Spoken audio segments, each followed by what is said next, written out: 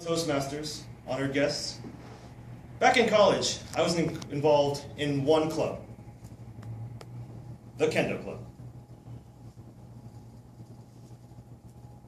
Kendo is the art of Japanese swordplay, or Japanese fencing, in which, as glorious as it sounds, is simply nothing more than a series of rock, paper, scissors with swords. Now in this club, it was a contact sport. You were designed to hit the other opponent and score points.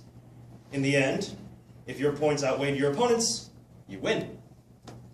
So I decided to practice this crazy contact martial art.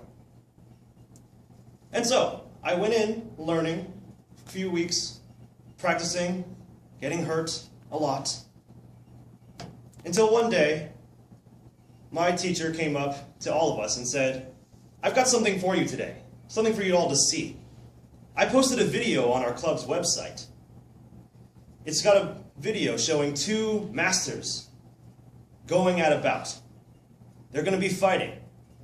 And I want you to look at this video very closely and see what these masters are like. Let me show you what a real Kendo master can do. And I really want you to look carefully, because in a few weeks, these guys in the video are going to be visiting us, and we're all going to discuss it. I thought, oh, that can't be so bad. Maybe learning from the masters would be great. So I went back to my dorm, I opened up the link, and I poured my attention deep into the video. I focused so closely I was no more than 2 inches from the screen of my computer. And I got nowhere. I looked at this video, and I saw these masters all over the place.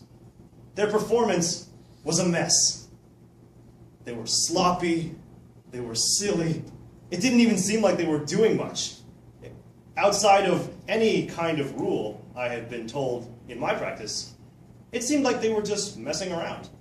I thought, this can't be right. They're supposed to be masters. They have to be doing this for a reason. They have to be doing something right. I need to be able to take something from this, because I'm probably going to get in trouble if I don't have anything to say when they come to visit us. I thought I might discuss it with some of my fellow practitioners. They said, no, I don't know what you're talking about. I saw those masters too, the same video. Sometimes we even saw it at the same time. They said, no, see how he does that? That move, it's so graceful and lifelike. How can you not see it? I said, I don't know. Maybe I'm just I'm too new at this and I don't get it. Some of my other practitioners were like, no, maybe you really just aren't cut out for this. Which made me a little bit more than depressed. But I still had to show up that day.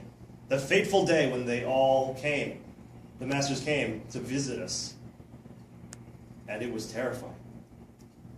We were arranged not too unlike a roast.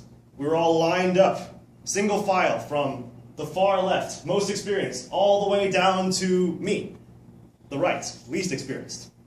And we were all going to go, one by one, to describe what we thought of the video, directly to the master. So I watched as the master asked each and every person, gradually getting closer to me, making me all the more anxious, until he finally stopped to me and said, "Young man," he hadn't known my name yet, "you saw our video, I assume. What did you see in our performance?" I said, "Master, with all due respect, I didn't see anything. Based on what I've learned, none of what you did made any sense to me at all. So that's my answer, and I'm going to stick with it." He got in real close to me, looked me dead in the eye. I actually thought I was going to fall down, and said, "Good." For I was the only one who apparently had answered that way. He said, "Listen, everybody. In that video, we were just messing around.